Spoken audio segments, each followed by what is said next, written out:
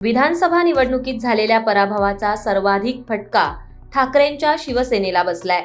खिळखिळी झालेली पक्ष संघटना, निरुत्साही पदाधिकारी आणि हताश झालेले कार्यकर्ते असं चित्र सध्या ठाकरेंच्या शिवसेनेत पाहायला मिळतंय. याच पार्श्वभूमीवर ठाकरेंनी आता कठोर भूमिका घेण्याचा निर्णय घेतलाय. येत्या काही दिवसात उद्धव ठाकरे हे पक्षातील बिनकामाच्या पदाधिकाऱ्यांना पदावरून हटवणार असल्याचं बोललं जातंय. तर संघटनेला बळकटी आणण्यासाठी नव्या चेहऱ्यांना संधी देण्याचा निर्णय ठाकरेंनी घेतलाय. त्यामुळे येत्या काही दिवसात ठाकरे गटात मोठे बदल होणार असल्याचं निश्चित आहे. ही बातमी नेमकी काय आहे हे जाणून घेण्यासाठी हा व्हिडिओ शेवटपर्यंत नक्की पहा आणि माय महानगरला सबस्क्राईब करायला विसरू नका.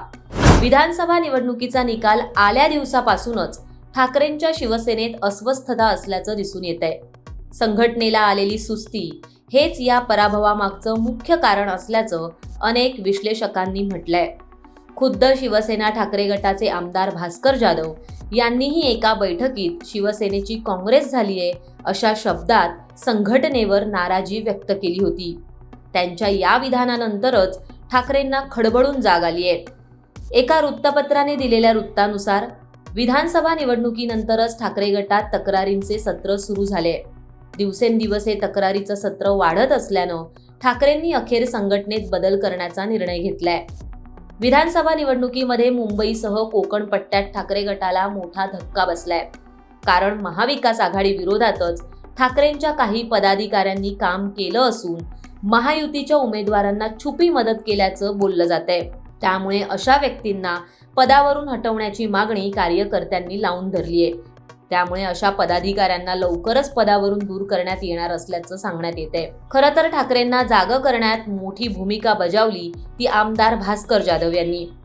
काही दिवसांपूर्वीच भास्कर जाधव यांनी एका बैठकीत शिवसेनेची काँग्रेस झालीये असं म्हणत स्वपक्षावर टीका केली होती. काम न करणाऱ्या पदाधिकाऱ्याला बाजूला करण्याची कुणाची हिंमत होत नाही, तो नाराज होऊ नये म्हणून दुसरं पद दिलं जातं असं वक्तव्य भास्कर जाधव यांनी केलं होतं. तसंच शाखा प्रमुख, जिल्हा प्रमुख, विभाग प्रमुख यांचा कार्यकाळ निश्चित करण्याची मागणीही त्यांनी केली होती. त्यांच्या याच विधानांमुळे ठाकरेंनी आता संघटनेत बदल करण्याचा निर्णय घेतल्याचं बोललं जातंय. मागच्या काही दिवसांपासून ठाकरेंच्या पक्षाला गळती लागलीय.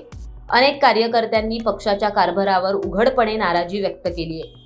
तर काही माजी नगरसेवकांनी पक्षाला सोडचिठ्ठी देत दुसऱ्या पक्षात जाणं पसंत केलंय.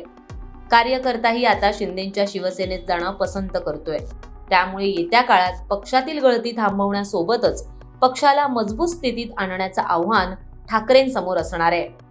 आगामी काळात राज्यात स्थानिक स्वराज्य संस्थांच्या निवडणुका होणार आहेत. या निवडणुकांमध्येच पक्षाची खरी ताकद दिसून येते. खालच्या पातळीवर पक्ष किती मजबूत आहे याची चाचपणी याच निवडणुकीतून केली जाते. त्यामुळे या निवडणुकांना सामोरं जाण्याआधी ठाकरेंनी आता आपला पक्ष मजबूत करण्याचा निर्णय घेतलाय. त्यामुळे येत्या काळात ठाकरे पक्षात नेमकं काय बदल होणार हे पाहणं देखील महत्त्वाचं ठरणार आहे.